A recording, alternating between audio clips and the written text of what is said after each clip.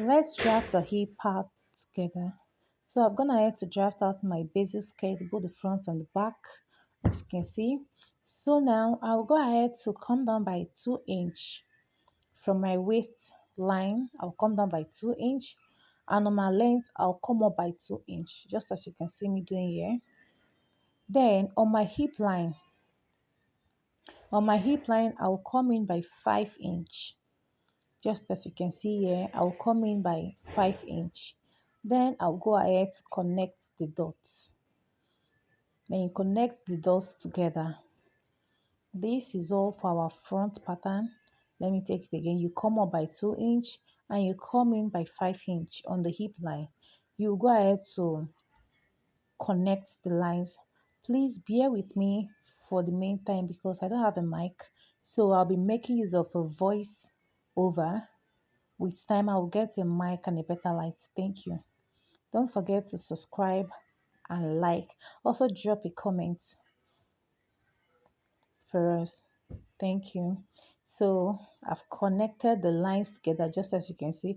Please, when making your hip pad, make sure you get rid of every sharp edges. You get rid of every sharp edges.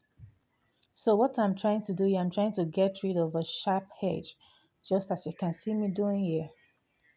So this is all for our front pattern. We'll go ahead to mark out our back pattern. Yeah. So on my back pattern, I've marked my zipper allowance, my dart point. So what next I'll be doing here, I'll be indicating my hip line. I'll be drawing a line to indicate where my hip line is, just as you can see me doing here. So what next I will do now is also repeat the same process. You come down by 2 inch on your waistline. From your waistline, you come down by 2 inch. Then on your length line, you come up by 2 inch. Just as you can see me doing here, you come up by 2 inch. You come up by 2 inch. Then on your hip line,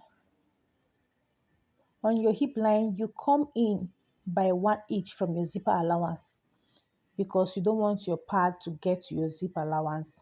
Then you go ahead to mark your underbutt measurement. That is from your waist to underbutt. So my waist to underbutt here is 13. 13. So I'll go ahead to mark 13, just as you can see me do here. Just like this. So after marking this line, I'll go ahead to come in by 5 inch on my underbutt line. So you connect the lines together. You connect the lines together. Please, after connecting, make sure you get rid of every sharp edges. Get rid of every sharp edges. So here I'm trying to connect my lines together, just as you can see me do here. I'm connecting my lines together. Then connect my lines together. If you have watched up to this moment, please don't forget to subscribe to my YouTube channel. Also like and drop a comment. Here I'm trying to get rid of the sharp edges. Get rid of every sharp edges. As you can see, I'm trying to get rid of the sharp edges. I will later trim it off because I don't want any sharp edges on my hip pad. So now I'll go ahead to cut out the back and the front pattern. We are done with the pattern drafting. So we are trying to cut out the patterns here. So as you can see me doing here, I'm cutting out the back pattern.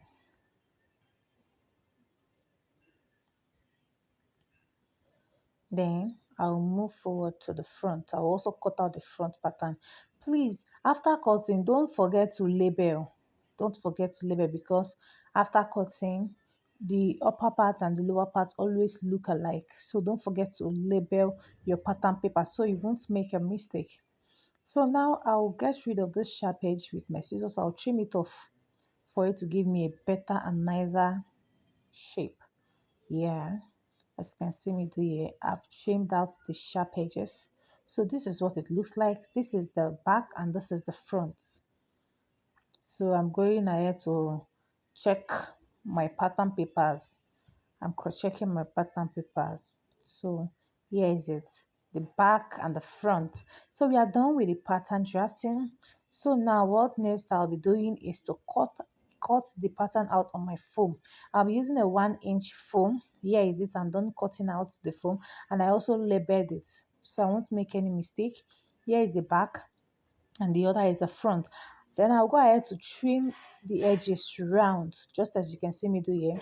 I've gone ahead to trim the edges.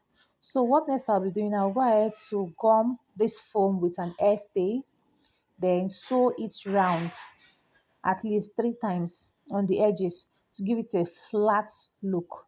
So this is what I did. I gummed it with an estee and I went ahead to sew it round.